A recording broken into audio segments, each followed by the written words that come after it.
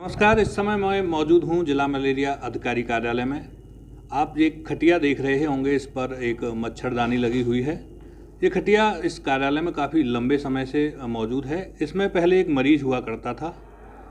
Doctor साहब का कहना है कि वो मरीज़ ठीक हो चुका है। इस समय जनपद के हर घर में, लगभग ज़्यादातर घरों में ऐसी ही खटिया बिछी हुई है। उस पर लेकिन मरीज़ अभी सही नहीं हो पाया है। हम बात कर रहे हैं डेंगू से जनपद के गंभीर हालातों की, और हमारे साथ हैं जिला मलेरिया अधिकारी आर.के. सिंह। क्योंकि डेंगू भी मच्छर जनित बीमारी है, मलेरिया की तरह तो मच्छर जनित सारी बीमारियों से निपटने का जो कार्य किया जाता है वो जिला मलेरिया अधिकारी जो आर.के. सिंह जी हैं उनके अंतर्गत, उनके विभाग के अंतर्गत आता है। तो हम जानते हैं कि कितनी गंभीर हालत इस समय जनपद की है डेंगू को लेकर। सर, किस तरह से डेंगू के जो हालात हैं जनपद में कितने गंभीर हैं? निश्चित रूप से इस समय डेंगू की बीमारी फैली हुई है। इसके लिए हमारे विभाग के साथ साथ अन्य सारे विभाग जिलाधिकारी महोदय की निर्देशों के अनुसार काम कर रहे हैं और बहुत अच्छा इसका परिणाम निकल के सामने आ रहा है और पूरा विभाग पूरी मुस्तैदी से काम कर रहा है और निश्चित रूप से बहुत जल्दी इस समस्या का निदान भी हो जाएगा। अच्छा, कोरोना के बाद सीधा डेंगू आ गया, और डेंगू हालांकि पहले भी आया करता था, और आप जैसे स्वास्थ्य विभाग की जानकारी बताते हैं कि हर तीसरी साल डेंगू आता है, उसका जो वेरिएंट है वो म्यूट करता है। तो इस बार कुछ परिवर्तन डेंगू में देखने को मिले हैं, बहुत तेज़ी के साथ फैल रहा है। हर घर में लगभग डेंगू, कोई भी चेक करा ले तो वो डेंगू ही निकलता है, ऐसा हो रहा है। समय परिस्थितियों के ऊपर भी डिपेंड करता है। एटमॉस्फेयर में बहुत सारे चेंजेस होते रहते हैं, जैसे कि आज तक किसी ने कोरोना को भी नहीं देखा था, इसी तरह ये भी एक बीमारी है। अब इसके लिए हम लोग इसका नियंत्रण, रोकथाम और इलाज किया जा सकता है, वो सब कर रहे हैं पूरी तरीके से। पूरा शासन प्रशासन विभाग लगा हुआ है और कार्य हो रहा है और निश्चित रूप से मरीज ठीक होके जा रहे हैं। अच्छा डॉक्टर साहब, डेंगू फैलता कैसे है और कैसे इससे बचाव किया जा सकता है? कुछ घरेलू नुस्खे भी इस तरह के होते हैं जिनसे डेंगू से, जैसे मच्छर से फैलता है तो मच्छर को ही नहीं फैलने दिया जाए, जिससे डेंगू से ही बचा जा सके। डेंगू के रोकथाम के लिए बहुत आसान उपाय है कि ये मच्छर जनित बीमारी है।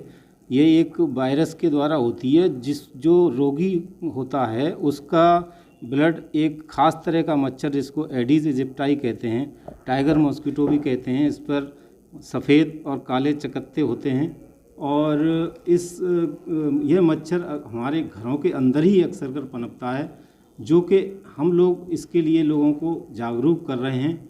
इसमें आपके फ्रिज के पीछे की ट्रे है, मनी प्लांट कई बार पानी में रखते हैं और कूलर हैं, छतों पर बहुत सारा कबाड़ पड़ा रहता है, उसमें बारिश का पानी भर जाता है, हम उधर ऊपर नहीं ध्यान जा पाता। टायर हैं, टूटे बर्तन हैं, प्लास्टिक के बर्तन हैं, तो ये अगर हम थोड़ा सा इसको देख लें, अपने घर में झांक लें, छतों पे देख लें कि कहीं पानी तो नहीं भरा है। और ये मच्छर हम अक्सर कर हमारे घर के अंदर ही रहता है और हमारे आसपास ही ब्रीड करता है। ये कंटेनर ब्रीडर है, इसलिए जो डिब्बे टाइप के हैं जिनकी सरफेस हार्ड होती है वहीं पर ये पैदा होता है। तो मच्छरों से बचने का आसान सा उपाय यही है कि पहले तो हम पानी का जल भराव न कहीं होने दें। अगर पानी का भराव निकास संभव नहीं है तो उसमें कोई भी वेस्ट तेल आप यूज़ कर सकते हैं। ट्रैक्टर का जला हुआ तेल, थोड़ी सी बूंदें डालने पर वहाँ पे मच्छर पैदा नहीं होंगे। और इससे बचने, अगर फिर भी मच्छर हैं तो आप इनसे रिपेलेंट यूज़ कर सकते हैं। इनको दूर रखने के लिए बहुत सारे मार्केट में चीज़ें भी उपलब्ध हैं। कड़वा तेल भी शरीर पर लगाया जा सकता है। घर से बाहर निकलने पर हम पूरे शरीर को ढकें, क्योंकि ये मच्छर अक्सर कर दिन में काटता है और एक रोगी से जब ये मच्छर लेकर के ब्लड दूसरे में इंजेक्ट करता है तो इस तरह से इसका फैलाव होता है। तो सबसे मुख्य चीज़ है हम मच्छरों से अपने आप को बचाएं और मच्छरों को पैदा होने से रोकें। अच्छा, अभी जब हम पहले बात कर रहे थे तो आपने एक बहुत अच्छा सा नुस्खा बताया था कि सब्जी जो घर में बचती है उसको जो ऑयल होता है उसमें उसको भी सब्जी को धो के उसको बहाने वाला, वो किस तरह का नुस्खा है, कैसे काम करता है? हाँ, कई बार लोग ये कहते हैं कि भाई तेल इतना महंगा है, हम इसको कैसे पानी में डाल सकते हैं। तो कोई भी वेस्ट तेल यूज़ कर सकते हैं। तो इसके लिए ख़ास तौर से जैसे घरों में सब्जी बचती है और उसको हम फेंक देते हैं, तो अगर उसमें सब्जी में जितना तेल होता है उसको आप एक बर्तन में पानी डाल के रखें तो ऊपर आ जाता है, और उसको ही आप नाली में डाल दें तो ये बहुत अच्छा मच्छर रोकने के लिए काम करता है। सर, कैसे तेल नाली में अगर हम बहा देते हैं तो मच्छर का प्रजनन और कैसे रोक पाता है, मच्छर पर कैसे नियंत्रण होता है ऐसे? इसका जो मच्छर का लार्वा होता है पानी के अंदर रहता है, लेकिन उसको भी ऑक्सीजन चाहिए होती है जो कि वातावरण से घुल के पानी में जाती है।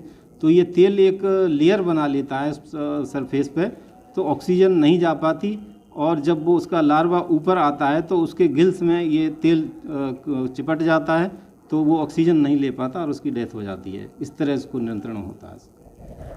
डॉक्टर साहब, क्या पहले इस तरह की चीज़ें देखने को मिली कि डेंगू के साथ साथ अब मलेरिया भी एक ही व्यक्ति में देखने को मिल रहा है, डेंगू के साथ साथ टाइफाइड भी उसी में देखने को मिल रहा है? हाँ, एक आदमी को कई बीमारी हो सकती हैं, ऐसा पहले भी देखने को मिलता था, अभी भी हो सकता है, ये कोई नई चीज़ नहीं है। डेंगू भी एक आदमी को साथ साथ मलेरिया भी हो सकता है, तो ये कॉमन बात है, सामान्य बात है।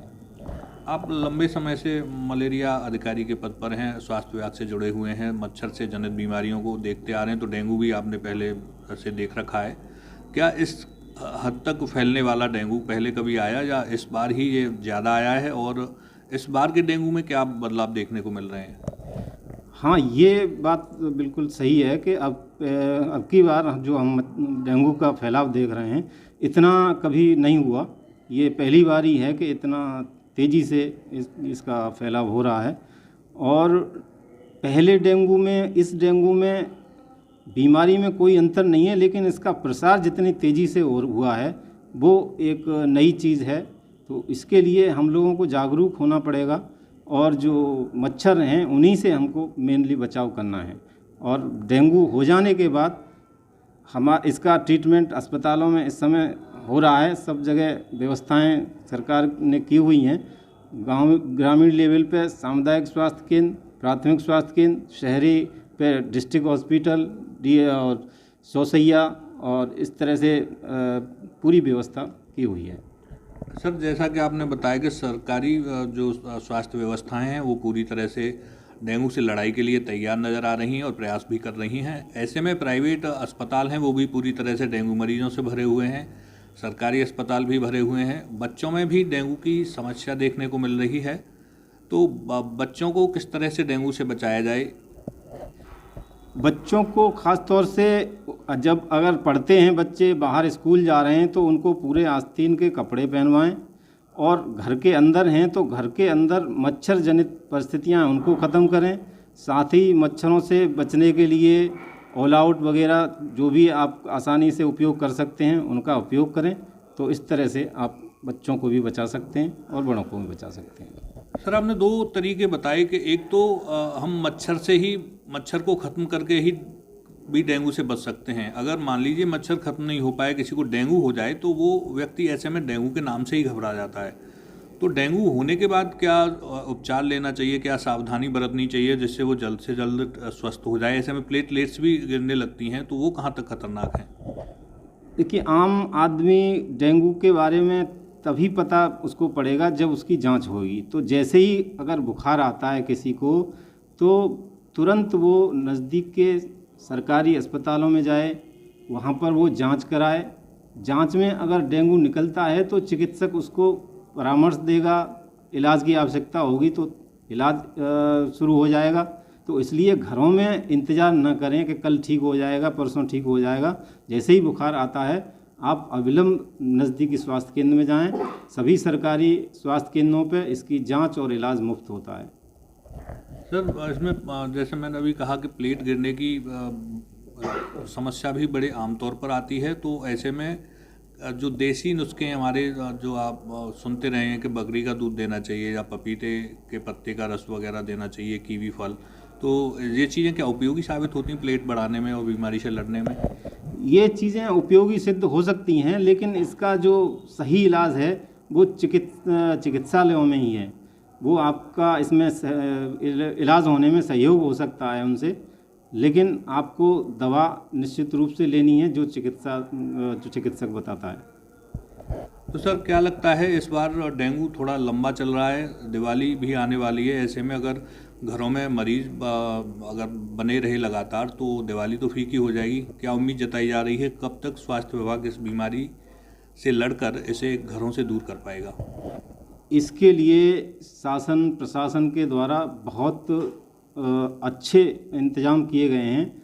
सारे विभागों को इकट्ठा किया गया है और सारे गांवों में हर ब्लॉक पे 10 गांव चिन्हित करते हुए अभी एक राउंड 10 गांव का हो चुका है, अगला राउंड चलने वाला है। अभी 26 तारीख को जिलाधिकारी महोदय द्वारा मीटिंग कर सारे विभागों को निर्देशित किया है और इसके लिए त्वरित कार्रवाई चालू हो गई है। और इस समय गाँव में छिड़काव, लार्विसाइड का, इंडोर स्प्रे और जो कूलर आदि चेकिंग का कार्य है वो बहुत तेज़ी से चल रहा है। इस समय संचारी अभियान भी चल रहा है जिसमें हमारी आशा आंगनबाड़ी घर घर जा रही हैं और वो बुखार के रोगियों का पता लगा रही हैं। जैसे ही पता लगता है उसकी जांच आदि के लिए इंतजाम किए जा रहे हैं। तो ये निश्चित रूप से बहुत जल्दी ही बीमारी जनपद से ख़त्म होने वाली है, इसमें कोई दो राय नहीं। आमतौर पर देखा जाता है कि धुएं से मच्छर मर जाते हैं, तो इस बार जो दीपावली आने वाली है, इसमें जो आतिशबाजी पटाखे वगैरह चलते हैं उनसे जो धुआं होता है वो धुआं भी कुछ अलग किस्म का होता है क्योंकि उसमें बारूद होता है, तो उससे लगता है मच्छर पे खात्मे पर कुछ असर पड़ता है। वैसे देखा गया है कि दिवाली के बाद मच्छर जनित बीमारियां कम भी हो जाती हैं, मच्छर भी खत्म हो जाता है। दिवाली के बाद मच्छर जनित बीमारियां ख़त्म होने का मुख्य कारण एक तो सर्दी बढ़ जाती है। जब टेम्परेचर डाउन होता है तो मॉस्किटो की ब्रीडिंग रुक जाती है प्राकृतिक रूप से।